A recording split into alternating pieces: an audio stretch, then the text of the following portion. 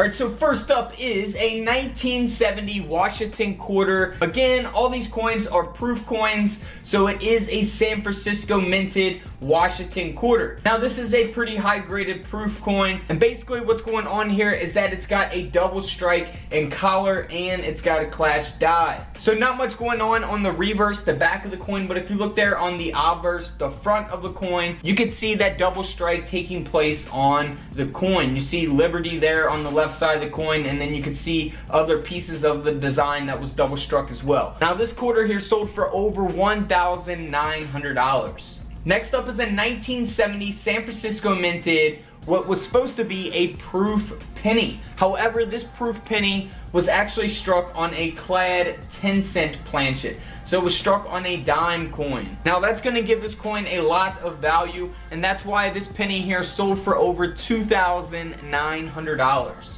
Moving right along to another 1970 San Francisco minted Lincoln cent.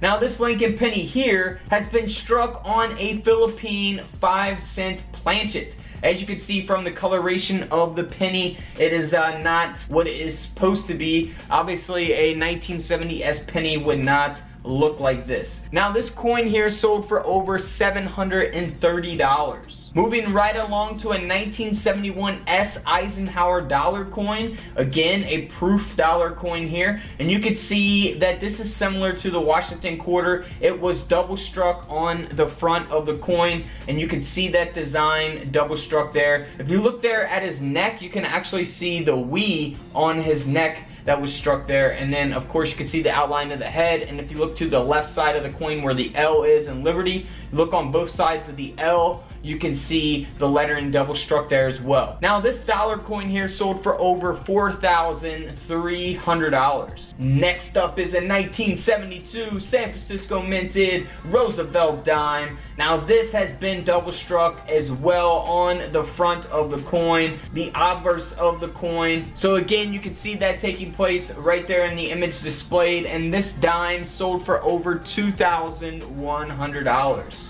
Moving on to one of my favorites of this video. This coin is very interesting. I really like it. It's a 1976 Kennedy half dollar. Now this has what is called a reverse lamination. If you guys ever heard of lamination errors, this is one of those types of errors. So you can see that error taking place there in the image display. Obviously this is a major error. You wouldn't have to search for anything like this. You would automatically see it if you discovered something like this. Now this coin sold for over $490. Moving right along to a 1990 Lincoln penny. Now this proof penny here has been double struck, and it's got the obverse rotation. So if you look underneath Liberty and look under 1990 you can really see the double strike taking place there, and you can see that it's also struck in collar. You see along the rim of the penny there that taking place. Now this coin here sold for over $500. Next up is a 2002 San Francisco minted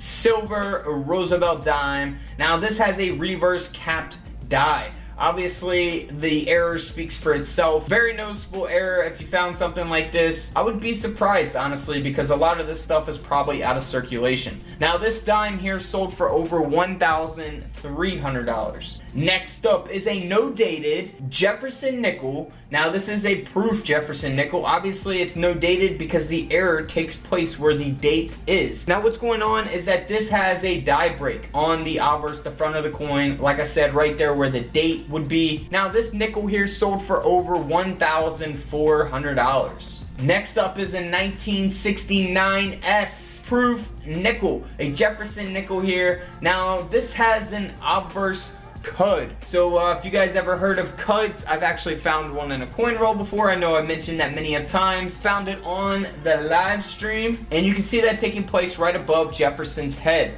So these are very easy errors to look for, and yes, you can find them in coin rolls, and you can also find proof coins in coin rolls, because I know a little bit from experience. I found proof coins quite a few times, not all the time, but I've definitely found quite a few, and I found cut errors. Now this nickel here sold for over $1,700. Hey guys, don't forget to click all the videos around me and subscribe. Until tomorrow, I'll see you on the comment section below. This is Couch Collectibles, and this is where I disappear.